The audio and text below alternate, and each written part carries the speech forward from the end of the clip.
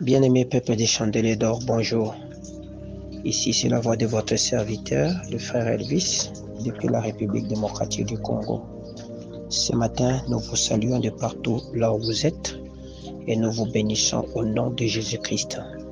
Nous voulons, au nom de Jésus-Christ, partager avec vous la pensée du Seigneur pour ce jour dominical. Et pour cela, je vais vous inviter ensemble avec moi de prier. Éternel notre Dieu, mon âme te bénit, mon âme te rend grâce de ce que tu es Dieu et que tu ne changes pas. Seigneur, lorsque ton peuple était en train de traverser le désert et qu'ils étaient en train d'errer ça et là, dans leur angoisse, ils ne savaient pas comment faire, ils ont crié vers toi. Ta parole me garantit, elle me dit que c'est dans leur détresse qu'ils crièrent à l'Éternel et l'Éternel leur envoya sa parole et sa parole les guérit. Oh, ce matin, accorde la grâce qu'à cette parole. Oui, Seigneur Jésus-Christ, guérir une âme et que ceci soit comme, Seigneur Jésus-Christ, le grain que tu mettras à terre et qui va germer et qui portera beaucoup de fruits. Je bénis toute oreille qui l'entendra de partout dans le monde. Je bénis, Seigneur Jésus-Christ, ceux-là aussi qui les partageront avec les autres. Et accorde, Seigneur, que cette parole puisse avoir toute l'autorité et la puissance que toi tu veux. Voilà pourquoi je fais taire, Seigneur Jésus, la contradiction et le doute partout là où le diable cherche à s'aimer, et laisse que maintenant que l'ouverture des yeux et l'ouverture des oreilles soit possible, afin que ton peuple voie et entende ce que toi tu veux leur annoncer comme oracle en cette matinée. C'est dans le nom de Jésus que nous vous bénissons et nous bénissons cette parole. Amen. Que mon Dieu vous bénisse au nom de Jésus-Christ. Nous sommes dans le livre de Genèse chapitre 29 versets 26 à 27 et nous lirons Matthieu chapitre 10 le verset 36. Genèse chapitre 29 verset 26 à 27, nous le lisons dans la version Louis II 1910 au nom de Jésus-Christ. La parole de l'Éternel me dit ceci. Laban dit: ce n'est point la coutume dans ces lieux de donner la cadette avant l'aîné. Achève la semaine avec celle-ci, et nous te donnerons aussi l'autre pour le service que tu feras encore chez nous pendant cette nouvelle année. Matthieu chapitre 10, le verset 36, nous lisons toujours dans la même version au nom de Jésus-Christ. Matthieu chapitre 10, le verset 36, la parole de l'Éternel me dit ceci au nom de Jésus-Christ. Et l'homme aura pour ennemi les gens de sa maison. Amen, amen. Bien-aimés dans le Seigneur, je suis en train de vous bénir de partout où vous allez nous suivre ce matin. Dans le cadre des séries des enseignements que nous avons commencé, qui est tiré du livre, qui est tiré de notre thème de l'année qui parle sur de l'ordinaire à l'extraordinaire. Ce matin, nous voulons continuer. La fois passée, nous vous avons parlé de Mardoché. Comment est-ce que la vie de Mardoché est arrivé à surmonter un certain nombre de difficultés qu'il était en train de traverser dans sa vie, qu'il est lié dans sa nature propre et que Mardoché avait besoin de prendre conscience pour les surmonter afin de puisse activer, pour qu'il puisse entrer dans sa destinée prophétique et vivre l'extraordinaire divin. Et ce matin, nous voulons continuer. Nous voulons continuer avec dans la même pensée qui est de l'ordinaire à l'extraordinaire. Cette fois-là, nous voulons parler de Jacob. Le thème de ce matin porte le titre de Jacob. Il s'agit de l'histoire d'un homme que beaucoup de gens connaissent. Il s'agit de l'histoire de beaucoup de gens que beaucoup de gens ont déjà lu. Je crois que ce passage de Genèse chapitre 29, on vous l'a prêché, on vous l'a lu, vous l'avez médité plusieurs fois, mais ce matin, nous voulons l'aborder dans l'angle de l'ordinaire à l'extraordinaire. Comment est-ce que Jacob est sorti de l'ordinaire de sa vie afin d'activer l'extraordinaire divin et d'être celui-là que Dieu avait prophétisé alors que cet enfant était encore dans les seins de sa maman. Amen, amen. Bien-aimés, vous allez comprendre dans ce passage que nous venons de lire avec vous dans Genèse chapitre 29, le verset 26 à 27, qu'il s'agit du discours d'un homme qu'on appelait Laban. Laban est en réalité l'oncle. Laban est en réalité un personnage qui se définit comme étant le fils de Bethuel, frère de Rebecca, oncle et beau-père de Jacob, comme vous le connaissez. Mais lorsque Jacob a est allé dans sa fuite, il est allé se retrouver dans la maison de son oncle. Et il est tombé amoureux d'un enfant qu'il aimait beaucoup trop, qui était la cadette, qui s'appelait Rachel. Malheureusement, cette fois-là, l'homme de Laban n'avait pas conçu cela comme tel. Et c'était pour lui, vraiment, si je peux le dire, comme un piège qu'il était en train de tendre à son frère, à son beau-fils. Amen, amen, à son beau-fils. Alors, nous voulons méditer dans ces passages pour savoir comment est-ce que cet homme s'est retrouvé dans un filet, et c'est dans ce filet, il s'est fait matraquer. Et il s'est retrouvé en train de voir sa destinée être trafiquée, de voir sa vie être trafiquée de manière générale. Déjà, l'histoire de Jacob, vous allez le comprendre que à la naissance de cet enfant, c'était l'enfant qui naissait le premier, presque, parce que la Bible nous relate l'histoire pour dire que ce fut le premier à sortir son pied. On avait même mis un ruban rouge sur ce pied là-bas, mais malheureusement, l'enfant va donc retourner dans le sein de sa maman et laisser à son frère de naître. Il est devenu donc le premier. Amen, amen. Alors, vous allez comprendre que déjà, il y avait des complications dans la naissance et dans la destinée de cet enfant de manière générale.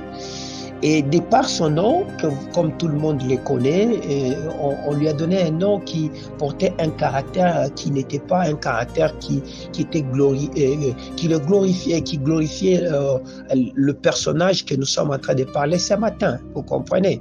Vous connaissez que ces noms-là de Jacob signifiaient presque usurpateur, puis signifie presque celui qui... usurpateur, je peux le dire, c'est mieux dans ce sens là-bas. Mais cet homme de Jacob va se retrouver, après s'être béni, après dans tout ce qu'il a vécu dans sa vie, il est allé se réfugier dans la maison de son beau-père, Jéthro, qui est en train de vivre, et de son beau-père, Laban, qui vivait dans un campement, dans un désert. Et dans ces campements là-bas, cet homme avait 2 enfants, dont l'aîné s'appelait Léa et la cadette s'appelait Rachel. C'était des belles filles en ce moment là-bas. Et Jacob va donc tomber amoureux de Rachel, et lorsqu'il tombe amoureux, il présente son vouloir de se marier avec cette femme comme tout le monde.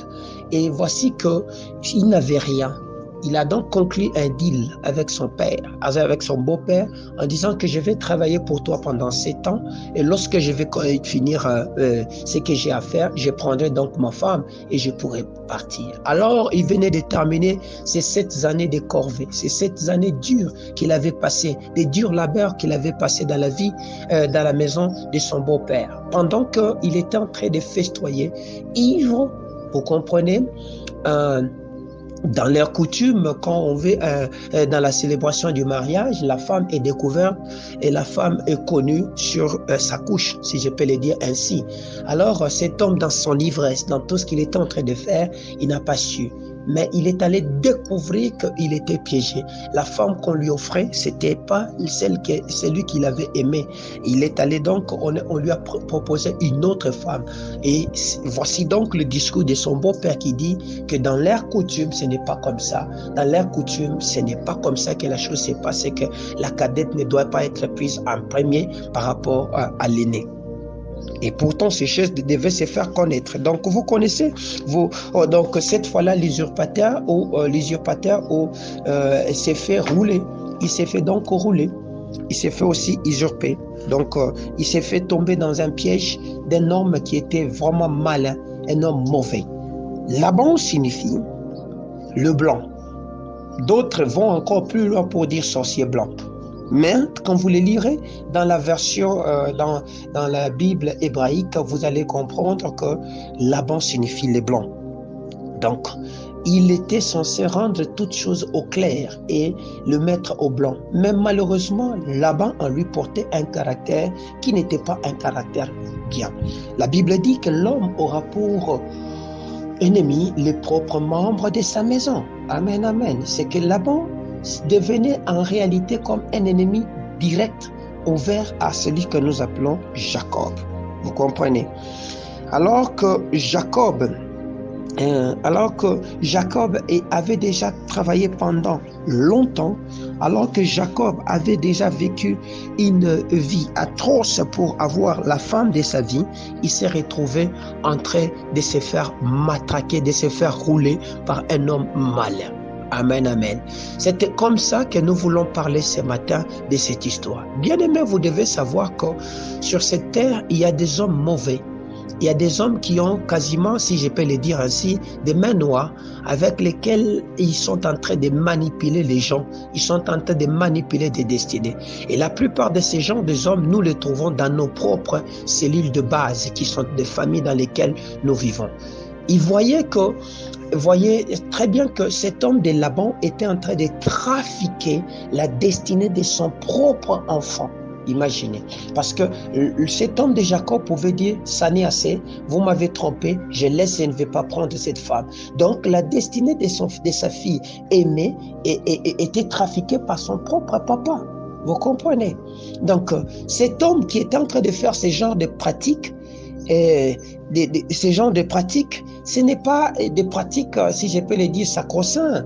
Ce ne sont pas des pratiques bénies de notre Dieu. Ce sont des pratiques frauduleuses, des pratiques de tricherie qu'il était en train d'exercer dans la vie de son propre enfant. Nous l'avons constaté dans la série des enseignements, dans notre parcours de ministère, nous avons constaté qu'il y a beaucoup de gens aujourd'hui qui sont manipulés. Nous avons constaté que beaucoup de gens, il y a des destinées qu'on a trafiquées. Et des gens utilisent les destinées des autres personnes afin de se repositionner. Cette fois-là, je ne sais pas qu'est-ce qui n'allait pas avec la sœur aînée de ma sœur Rachel pour qu'on puisse se retrouver. On est en train de trafiquer la destinée de Rachel afin de mettre à cette place là-bas une autre personne. Pose-toi la question. Ça fait beaucoup de temps que tu es en train de travailler. Tu rends des loyaux services aux gens, mais tu te retrouves que lorsqu'on veut te promouvoir, c'est quelqu'un d'autre qui se retrouve à cette place là-bas. C'est quelqu'un d'autre qui se retrouve en train de jouir là-bas. Nous vous avons parlé de l'histoire de Mardoché. Mardoché était presque trafiqué, sa gloire était trafiquée. Parce que nous retrouvons que Mardoché, quand il a éveillé la conscience du roi en le faisant voir et découvrir la stratégie que le diable avait mis en action contre le diable, la stratégie que ces deux eunuques avaient mis en action pour le tuer. Au lieu de récompenser la personne qui était à la base de cette fuite d'informations pour que la vie du roi soit sauvée, on va mettre quelqu'un d'autre qu'on appelait Aman à cette place là-bas. Pourquoi ton dossier est en train d'être trafiqué? Tu as beaucoup travaillé dans cette société. Tu es celui qui est à la base des situations qui sont telles que dans cette société, quand il y a des pannes, quand il y a des difficultés, celui qui résout ces problèmes, c'est toi. Mais lorsque la promotion est en train de venir, ce n'est plus toi qui es promu, mais c'est quelqu'un d'autre qui se retrouve promu. Amen, amen. Je voudrais donc ensemble avec toi comprendre. Lorsque ce genre de choses arrivent, vous devez savoir que la personne en lui est en train de porter une identité où la personne est freinée ou connaît ce qu'on appelle un retard ou un ralentissement. Pourquoi? Parce que nous disons que les trafiquants, si vous voulez connaître le mot trafiquant, trafiquer veut dire commercialiser de manière illicite. Amen, amen. Vendre quelque chose de manière illicite. C'est ça, trafiquer. Vendre quelque chose de manière illicite, par des voies qui ne sont pas des voies ordinaires. Donc, quelqu'un se retrouve en train de vendre ta vie négativement ou de vendre ta gloire de manière illicite sans que toi-même tu puisses le connaître. Amen, amen. Cet homme s'est retrouvé, on était en train de lui vendre une marchandise qu'il n'avait pas choisi. Cet homme s'est retrouvé en train de se faire vendre quelque chose qu'il n'avait pas choisi. Et cette fois-là, il va le découvrir seulement le jour qu'il est en train de déballer la marchandise, que ce n'est pas la marchandise qu'il était en train de prendre. Et lorsqu'il va pour revendiquer son droit, on dit que la marchandise vendue n'est remise et ni échangée. Et que c'est dans notre coutume, dès que nous vendons la marchandise, on ne les reprend pas. Non. Non et non.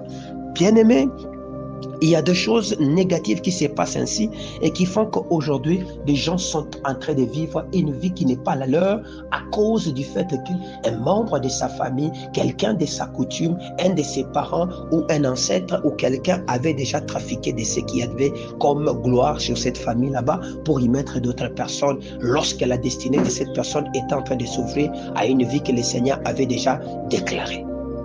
Qu'est-ce qui ne va pas dans ta vie? Pourquoi tu te retrouves à la traîne?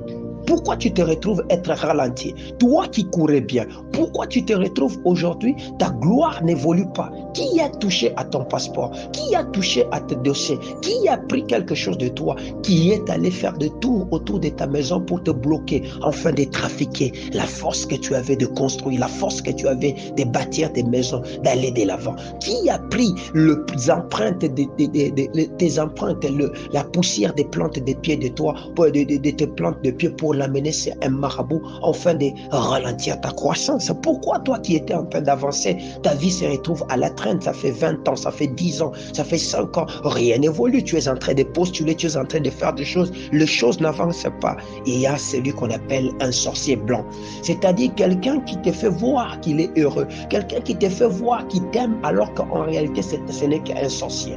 La sorcellerie, c'est défini comme étant, mais la sorcellerie, étymologiquement, c'est ce qu'on appelle pharmakeia, c'est-à-dire quoi? Un ensemble de procédés, un ensemble de pratiques, de sortilèges mis au point afin de manipuler, afin de nuire, afin de détruire une vie. C'est ça la pratique de la sorcellerie. Donc, on était en train de manipuler la vie de Jacob. On l'a manipulé pour le mettre sur une chose, sur quelqu'un qui n'avait pas choisi. Amen, amen. Souvenez-vous des enseignements que nous avons libérés la fois passée qui parlaient de l'envoûtement, les cris des complots envoûtement, les cris des complots sorcellerie. J'ai parlé de tous ces de tous ces histoires là-bas. C'est que je dis ceci, c'est que le complot était un ensemble de discours qui se tiennent dans le secret, dans le noir, des discours ou des réunions occultes tenues sur la destinée de quelqu'un avec l'objectif de le nuire, tandis que l'envoûtement, c'est l'ensemble des actes posés avec l'objectif de contrôler et de nuire dans la vie de quelqu'un. Et ainsi, la sorcellerie se retrouve dans cette même catégorie là-bas. Bien-aimé, Jésus, quand il parle, et rapporté par Matthieu, il dit l'homme aura pour ennemi les propres membres de sa famille. C'est que quelqu'un en veut en toi, il pense que cet homme est en train d'évoluer, il va nous prendre ce qui est de bon, il se retrouve en train de vouloir trafiquer ta vie. Alors nous nous sommes demandé, nous avons commencé à voir, à dire comment est-ce que cet homme qui est qui est Jacob, un homme à la grande destinée, un homme prophétiquement déclaré, pensé, dit par Jésus, par notre Yahweh, un homme qui devait être à la base de la création de la plus grande famille et de la nation tout entière qui devait exister, s'est retrouvé en train de se faire trafiquer comme ça pour perdre 14 ans de son existence en train de travailler pour quelqu'un. S'il vous plaît, 14 ans de son existence à cause d'un monsieur qui était soi-disant son beau-père, qui était soi-disant son oncle, malheureusement, qui n'était qu'un sorcier. Amen, amen. Bien-aimé, comment sortir de la manipulation démoniaque? En d'autres termes, comment sortir de cette manipulation démoniaque qui te rend ordinaire, qui te bloque dans des choses qui ne sont pas des choses préparées par Dieu et qui te met à la traîne? Amen, amen. Bien-aimé, les problèmes de cet homme que nous appelons Jacob commencent par le fait que, Jacob, lorsqu'il commence à aimer sa femme, c'est vrai, le deal a été bien conclu en disant que je travaillerai pour toi 7 ans, je ferai ceci, à la fin de cela, j'aurai besoin de prendre ma femme. D'accord. Jacob avait commis une grosse bêtise. C'est que ce jour-là, lorsqu'il devait prendre sa femme, cet homme s'est retrouvé en train de s'enivrer. Amen, amen. La Bible me dit, ne vous enivrez pas du vin, c'est de la débauche. Amen, amen. Donc, ne vous enivrez pas du vin. C'est Paul qui parle ainsi. Donc, le vin est quelque chose qui émousse la personne intérieure et déséquilibre le système de pensée de la personne pour le faire perdre la capacité de vision ou la capacité de conscience qu'il avait et le soumet à vivre comme un animal. En un mot, le vin te coupe momentanément comment on appelle, le contrôle entre l'âme et l'esprit, et ta vie n'est plus sous la direction que le Seigneur avait mis, et tu te retrouves momentanément en train de vivre comme un homme animal. Amen, amen. Beaucoup de gens aujourd'hui ont perdu de leur gloire à cause des vins. Il s'agit de plusieurs types de vins. L'ivresse, il s'agit de plusieurs vins. Le vin de la cupidité, le vin de la convoitise, le vin de l'orgueil, le vin de la convoitise des yeux, la convoitise de la chair, l'orgueil de la vie. Amen, amen. Ces choses là-bas se retrouvent en train de les bloquer et cet homme ne sait pas avancer. Amen, amen. Les autres se retrouvent réellement, physiquement, dans une forme d'alcoolisme exagéré qui les font perdre la vision que le Seigneur avait déclarée sur leur destinée. Amen, amen. Mais lorsque la Bible dit « ne vous enivrez pas du vin », la Bible donne une autre recommandation qui est celui cette fois-là, il dit mais au contraire soyez remplis du Saint-Esprit. Amen, amen. Là où le Saint-Esprit te remplira, tu sauras reconnaître ici que c'est la voix de Dieu et ici ce n'est pas la voix de Dieu. Pourquoi? Parce que la Bible nous dit que marchez selon l'Esprit et vous n'accomplirez pas les désirs de la chair. Or les désirs de la chair sont là pour se contredire, donc contrer les désirs de l'Esprit. Amen, amen. Afin que l'homme ne puisse pas faire ce qu'il veut. Donc tu te retrouves en train d'accomplir ce qui est de ta chair parce que tu es en train de marcher selon le vaine pensée tel que Paul nous le dit dans Éphésiens. Ce sont des hommes qui marchent selon leur vaine pensée. Amen, amen. Et ils se font vivre, ils vivent dans la dissolution. Ils ne sont plus ces hommes résolus comme Dieu avait dit, mais ils sont livrés à eux-mêmes. Cet homme de Jacob était en train de vivre ces choses là-bas. La Bible me dit que cette nuit-là, c'était la nuit des noces, il était ivre. Amen, amen. Donc, il n'avait plus la conscience. Il n'avait plus la conscience. C'est comme ça que lorsqu'il est allé dans sa couche, il ne savait pas, il croyait que c'est sa femme et tout. C'est à son réveil qu'il va se rendre compte que je me suis fait rouler. Ce n'est pas la femme qu'on m'avait promis, ce n'est pas la femme qu'on m'avait déclarée. Et il s'est retrouvé en train il voulait aller revendiquer. Et lorsqu'il revendique, le diable ou l'ennemi ou son beau-père malin qu'il était, parce que le diable c'est le plus malin, va lui dire que non, dans notre coutume ce n'est pas là. Il lui sort des trucs farfelus, des trucs qui n'existent pas. Amen, amen. Il sort des choses qui ne sont pas des choses de Dieu. Amen, amen. Dans Éphésiens chapitre 5, le verset 7, la Bible me dit ceci, à partir du verset 6, la Bible me dit ceci, que personne ne vous séduise par de vains discours, car c'est à cause de ces choses que la colère de Dieu vient sur le fils de la rébellion. N'ayez donc aucune part avec eux. Autrefois vous étiez ténèbres, mais maintenant vous êtes lumière dans le Seigneur. Marchez comme des fils de lumière, car les fruits de la lumière consistent en toutes sortes de bonté, de justice et de vérité. Examinez ce qui est agréable et ne prenez pas part aux œuvres infructueuses des ténèbres, mais plutôt condamnez-les. Amen, amen. C'est que vous comprenez que dans ce que le Seigneur est en train de donner comme recommandation par la bouche de Paul aux apôtres, il est en train de leur dire d'éviter de prendre part à ces genres de pratiques infructueuses. Quels sont ces genres de pratiques infructueuses? Des choses qui ne sont pas des choses de Dieu. C'est que certainement, si cet homme de Jacob avait pris conscience, il pouvait comprendre que non, mon beau-père ici, il n'est pas un beau-père bien.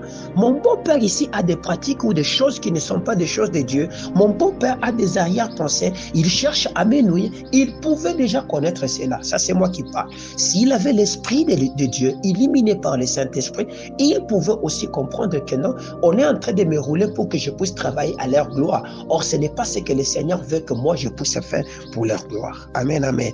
Pour ces choses là-bas, Dieu nous dit de fuir, d'abandonner, de quitter ces gens, ces milieux là-bas. Amen, amen. De ne pas marcher avec ces genres de personnes parce que ils deviennent comme des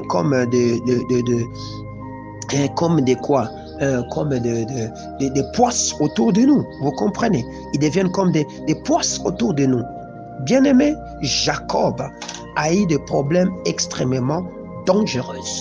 Et ces problèmes dangereux, des problèmes dangereux, pardon, ces problèmes ont fait que Jacob en a connu, en a payé au prix de sa vie. Il en a perdu comme ça 14 ans. C'est que vous comprenez que la vie de Jacob a été retardée.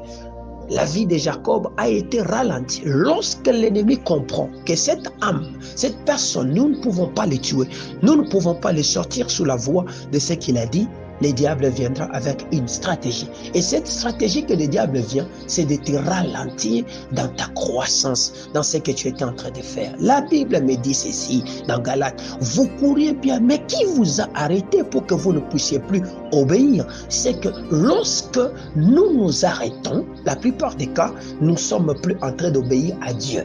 Lorsque notre vie est ralentie, la plupart des cas, nous n'obéissons pas à Dieu, mais nous sommes en train d'obéir à Satan. Amen, amen. C'est-à-dire, en d'autres termes, nous sommes tombés dans le filet de Satan.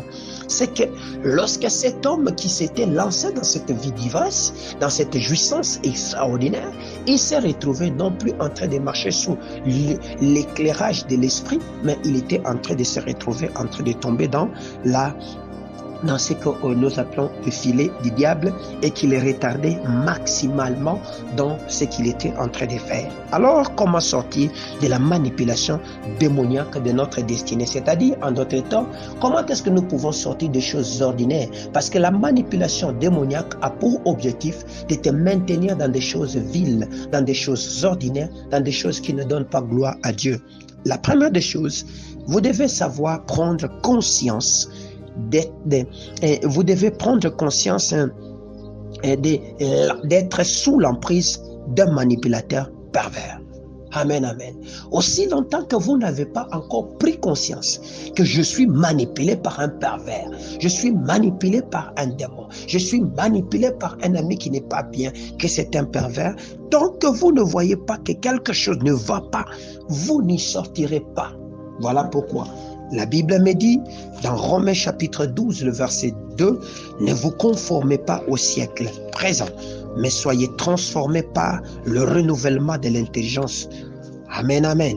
C'est que nous avons besoin de savoir renouveler notre intelligence. Or, qu'est-ce qui renouvelle notre intelligence? Notre intelligence est renouvelée par l'esprit, l'eau de l'esprit. Or, l'eau de l'esprit, c'est quoi? L'eau de l'esprit, c'est la parole de Dieu. Amen, amen. Donc, sachez discriminer, sachez amener à la lumière tout ce qui ne va pas, afin de le confronter à la vérité de Dieu. Qu'est-ce qu'elle nous dit? Qu'est-ce que dit notre coutume?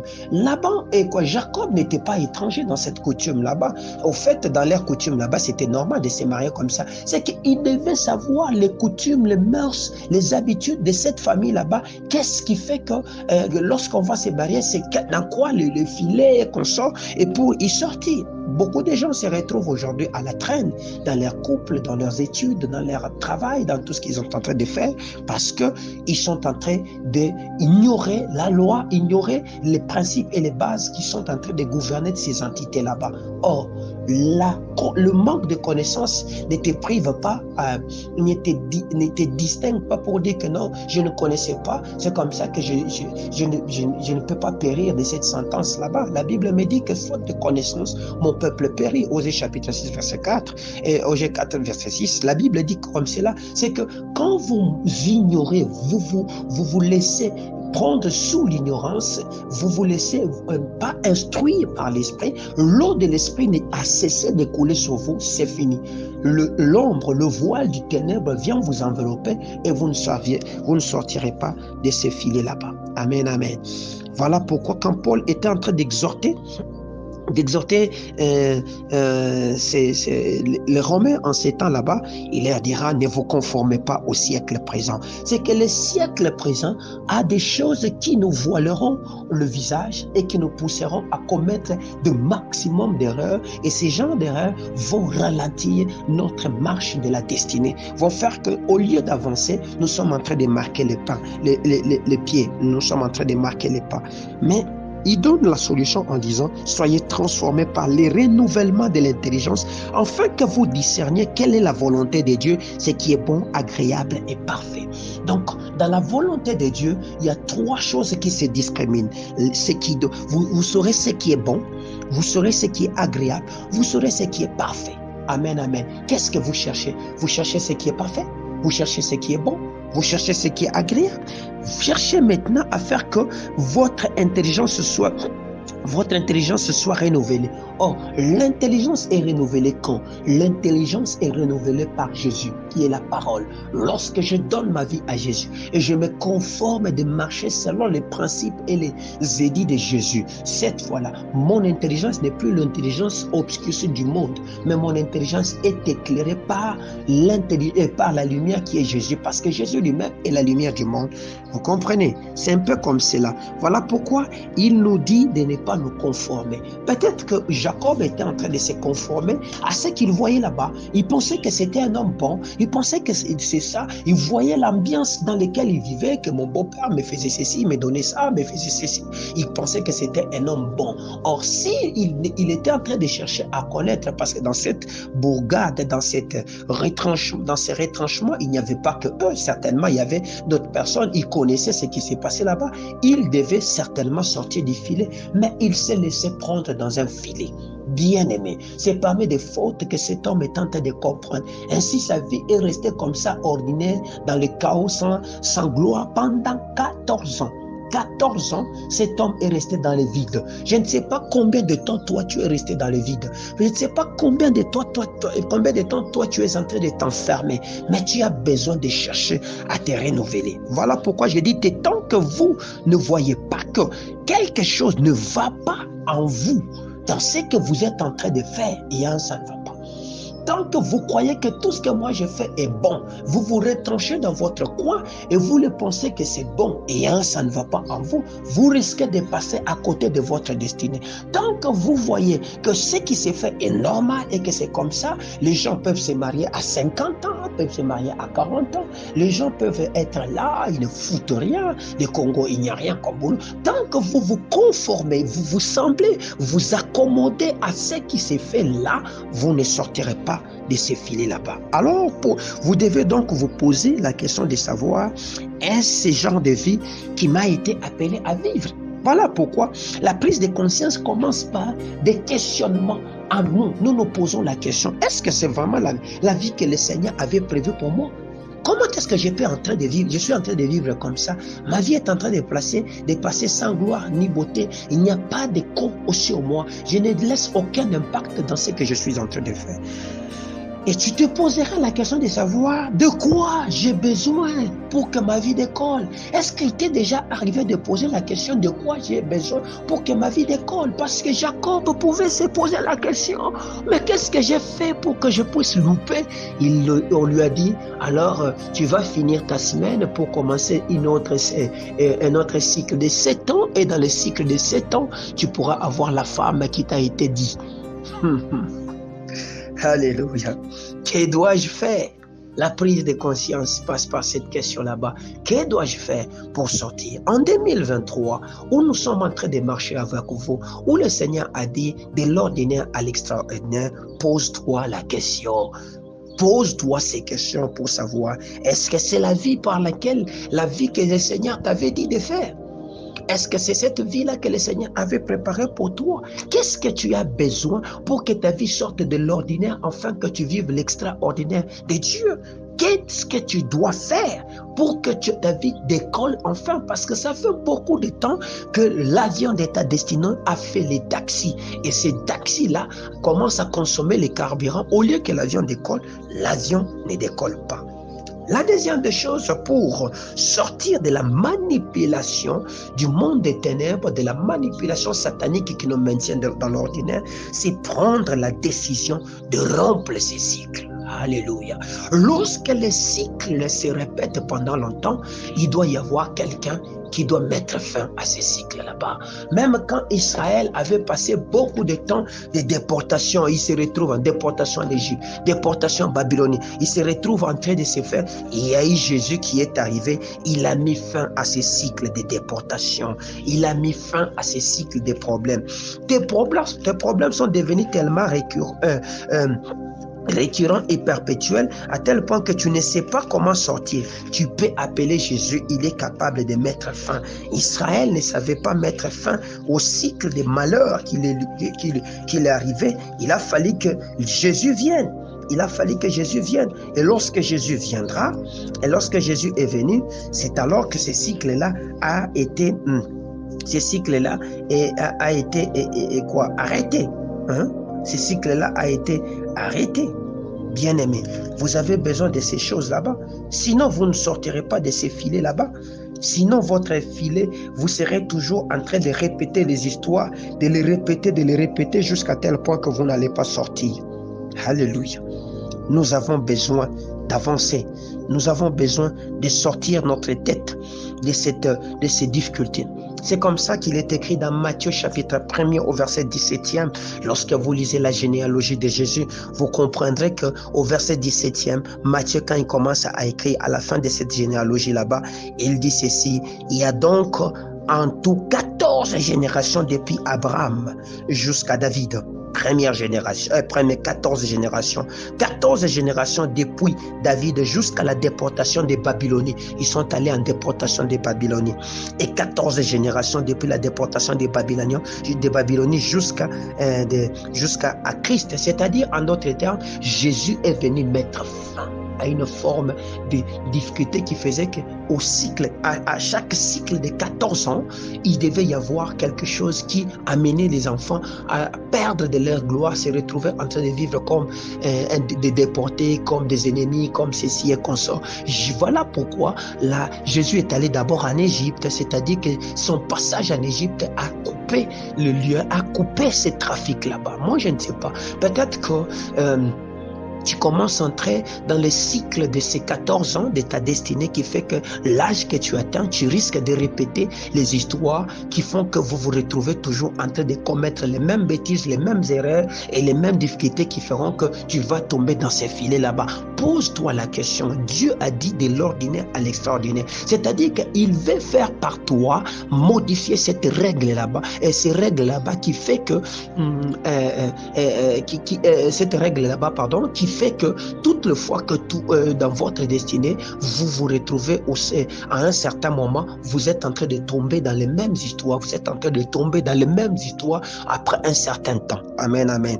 Pour Israël, en ces temps là-bas, chaque 14 générations, il y avait quelque chose qui s'est passé. Chaque 14 générations, il y avait quelque chose qui s'est passé. Chaque 14 générations, et cela a fait un cycle de 3 cycles qui faisaient 42 générations qui étaient presque dans le vide et dans des chaos. Imaginez, compter 42 générations, ça fait combien d'années, vous comprenez? Ça fait combien de temps pour que Jésus s'élève afin qu'il vienne et qu'il puisse clouer ces péchés là-bas, ces péchés générationnels qui faisaient qu'il partait souvent. Vous imaginez que Abraham était parti en Égypte.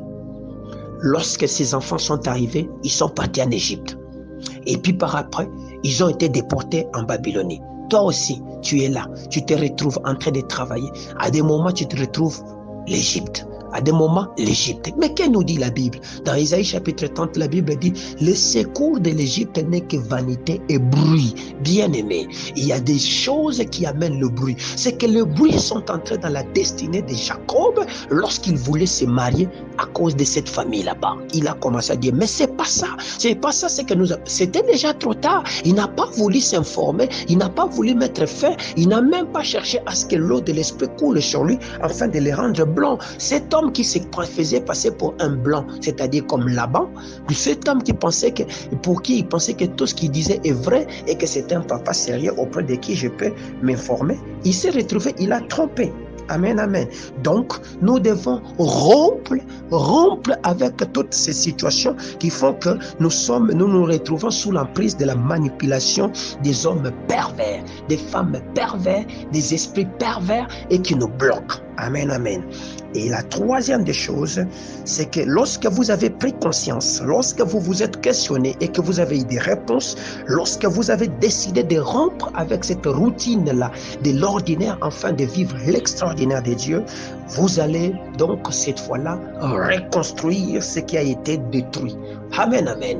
Vous devez donc rebâtir ce qui a été détruit. Vous devez donc refaire ce qui a été déformé ou remettre en ordre ce qui a été déformé. C'est comme ça que lorsque vous lisez par exemple les histoires de Néhémie qui s'est retrouvé en train de se faire combattre par la très haute sorcellerie en son temps là-bas, Néhémie a commencé, ayant appris que le temple, la muraille était en ruine, a demandé à son roi s'il pouvait aller le reconstruire. Malgré les différents combats, malgré tout ce qu'il y avait, des Sambala, les Tobisha, les Naodia et tout ce qui était en train de se faire, cet homme-là n'a pas cédé. Il est arrivé à rebâtir la muraille et à repartir. C'est possible au courant de cette année de reconstruire ta vie qui a été détruite. C'est possible cette année de revenir, de refaire ce qui a été détruit dans la coutume. C'est possible de bâtir un mariage heureux, de commencer à travailler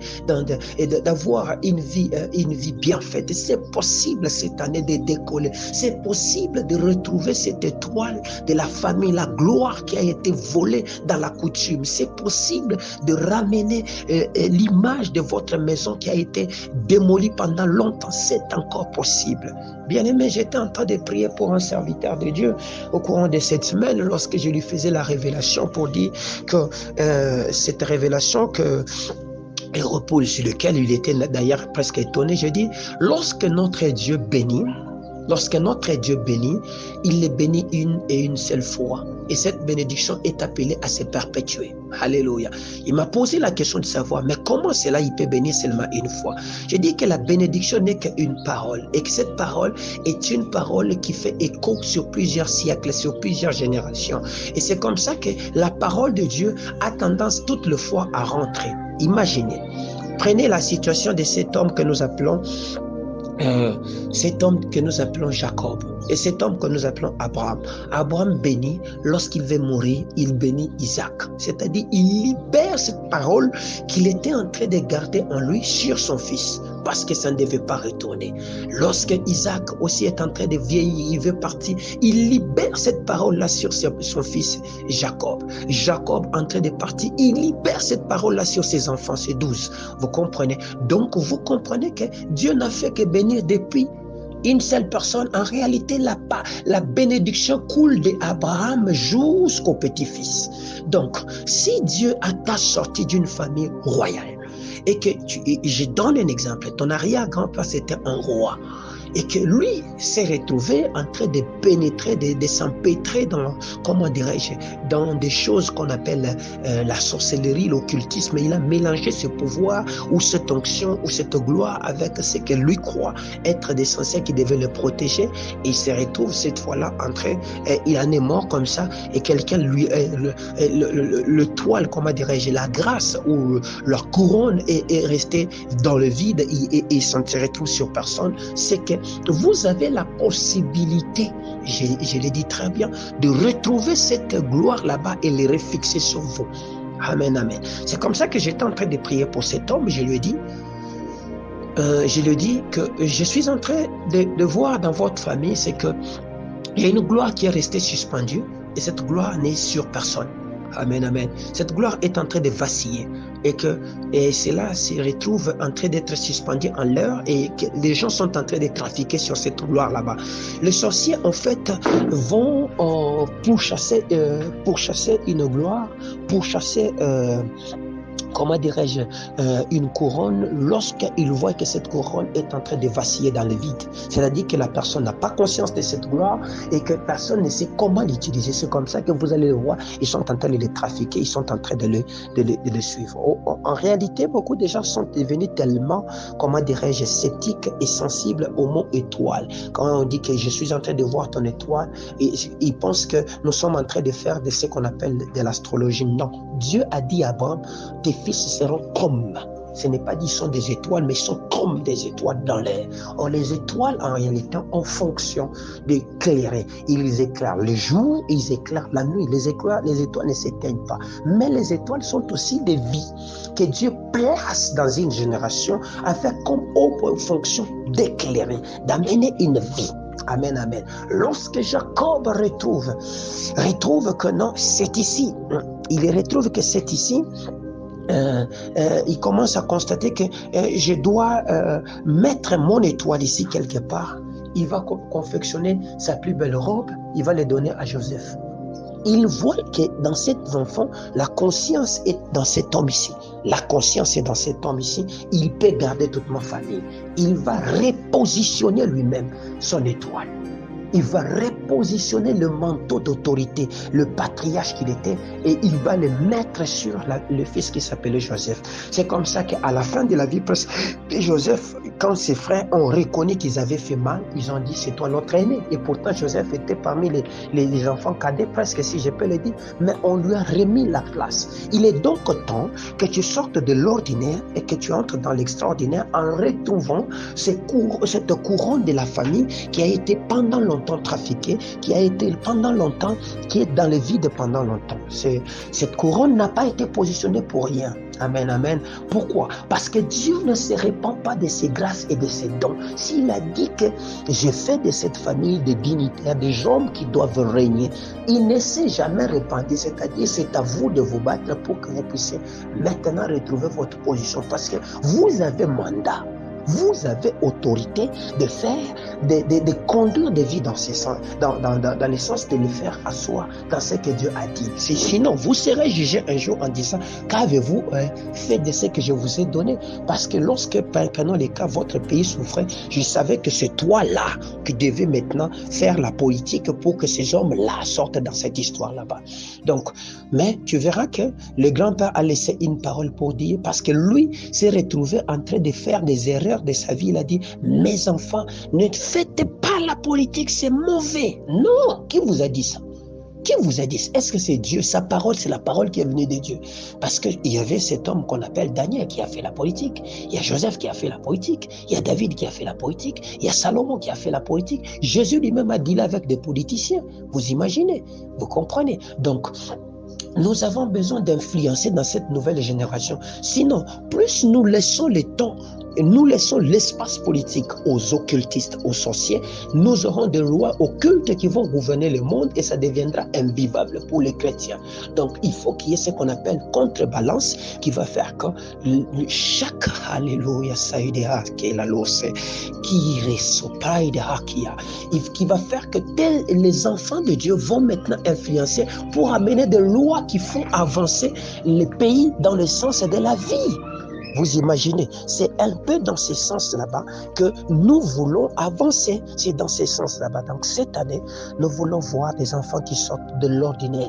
Et quel est cet ordinaire? L'ordinaire de croire qu'ils sont là pour acclamer derrière les politiciens pour dire que non, oui, c'est toi qui seras notre représentant. Non, toi aussi tu peux devenir le représentant de toutes ces âmes là-bas. Amen, amen. Et vous allez sortir de cette histoire lorsque vous prendrez conscience en croyant, en retrouvant et en connaissant ce qui se passe dans votre famille. Sinon, on va vous dire, vous avez travaillé pour rien, vous avez encore besoin de passer 7 ans. Alléluia. Nous disons, de l'ordinaire à l'extraordinaire, Jacob. Jacob est sorti de ses difficultés. Comment? Parce qu'il n'a pas désespéré. Lorsqu'on lui a dit que non, tu dois encore faire 7 ans, il a pris courage. Amen, amen.